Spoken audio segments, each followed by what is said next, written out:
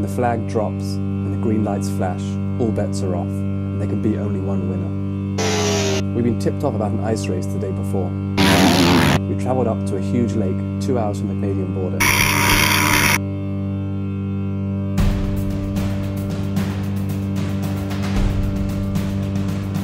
When the ice is thick enough, a small group of motorcycle riders spread the word and meet in the middle of the lake.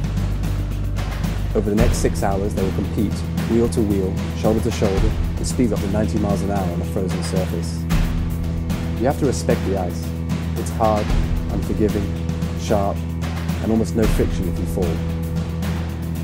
That day, the ice was over 2 feet thick and perfect for racing. In the middle of the lake were a group of trucks, trailers, and riders, tuning their machines in the bitter cold. 3 men took their snow-plowed trucks and cleared the heavy snow to craft the racetrack. We met one gentleman who was tuning his bike, number 666.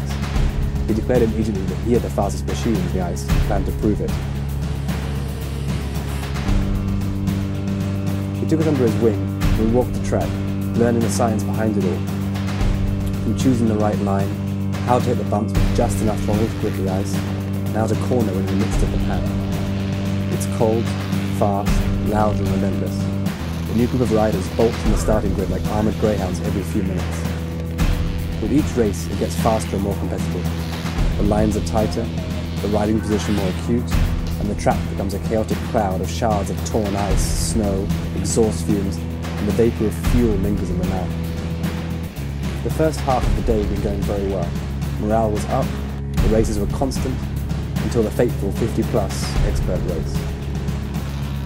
The riders lined up in the starting grid as if going into battle. Poised, focused, and revving the highly tuned engines, Yogi drops the flag and they were off. Each lap got faster than the last, and there was soon a clear leader. He was a good 40 yards ahead of the pack. He'd earned his position and was set for a clear win. The white flag was raised for the final lap. The leader careered around the corner wider than before. This is when we stopped filming. Our cameras are generally malfunctioning because of the low temperatures, but unbeknown to us, a few pictures were taken as this scene unfolded in front of us. Less than a second later, his bike clipped the snowbank 6 foot away from us. He and the bike catapulted into the air, spinning twice before hitting the hard ice and sliding. The bike hit the ground so hard the fairing exploded across the track. This would have been the end, but out of the cloud of snow, 3 more bikes ploughed into the chaos, into each other and into the snowbanks.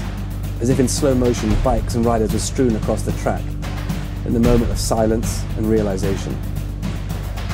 Yogi, marshals, spectators and riders leapt forward to help. The medic was on site seconds later. One rider was left motionless on the ice. The rider was en route to hospital. He was in a good and stable condition, apart from a broken pelvis, dislocated shoulder, cracked ribs, and probably a bruised ego, but his bike came off a lot worse.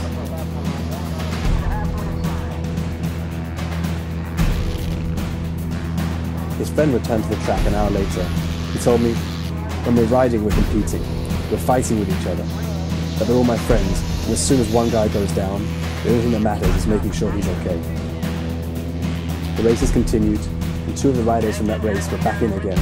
One with a broken nose and probably a concussion, but he shook it off and went on to win the race.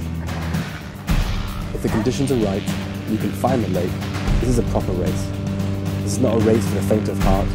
That race in particular was brutal, but it's pure racing. Few rules, no sponsorships, no hot dogs, no champagne podium finishes or trophies. Just a group of gentlemen in the middle of a lake trying to win.